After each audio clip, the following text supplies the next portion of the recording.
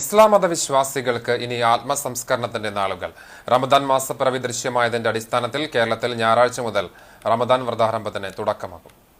ഹിജ്റ വർഷപ്രകാരം 9ാമത്തെ മാസമായ റമദാനിലാണ് വിശ്വാസികളുടെ ജീവിതമാർഗരേഖയായ പരിശുദ്ധ ഖുർആൻ അവതരിച്ചത്.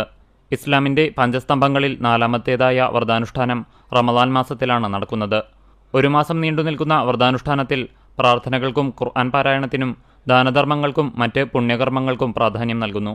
പ്രഭാത നമസ്കാരത്തിന്റെ ബാങ്ക് മുതൽ അസ്തമയ നമസ്കാരത്തിന്റെ ബാങ്ക് വരെ അന്നപാനീയങ്ങൾ ഉപേക്ഷിച്ചാണ് വിശ്വാസികൾ വ്രതമനുഷ്ഠിക്കുന്നത്. റമദാൻ മാസത്തിലെ ആരാധനകളിൽ പ്രധാനമാണ് പ്രത്യേക രാത്രി നമസ്കാരമായ തറാവിഹ്. മാസപ്പിറ ദൃശ്യമായ രാത്രി മുതൽ ശവ്വാൽ പിറവി ദൃശ്യമാകുന്ന ദിവസം വരെ പള്ളികളിലും വീടുകളിലും തറാവിഹ് നടത്തും. അന്നപാനീയങ്ങൾ ഉപേക്ഷിക്കുന്നതിനോടൊപ്പം തന്റെ മനസ്സിനെയും ശരീരത്തെയും നിയന്ത്രിച്ച് ആത്മശുദ്ധിക്കായി ലോകരക്ഷിതാവിനോടുള്ള പ്രാർത്ഥനകളിൽ വിശ്വാസികൾ മുഴുകും. മാസപ്പിറവി വെള്ളിയാഴ്ച ദൃശ്യമായതിന്റെ അടിസ്ഥാനത്തിൽ ഗൾഫ് നാടുകളിൽ റമദാൻ വ്രതാരംഭം ശനിയാഴ്ച ആരംഭിച്ചിരുന്നു. എല്ലാ ഗൾഫ് രാജ്യങ്ങളിലും ഇത്തവണ ഒരുമിച്ചാണ് റമദാൻ ആരംഭിച്ചത്. പുണ്യങ്ങളുടെ പൂക്കാലമായ നന്മകൾ കൊയ്തെടുക്കുന്ന വസന്തകാലം അഥവാ പരിശുദ്ധമായ റമദാൻ മാസം നമ്മോട് അടുത്തുകൊണ്ടിരിക്കുകയാണ്.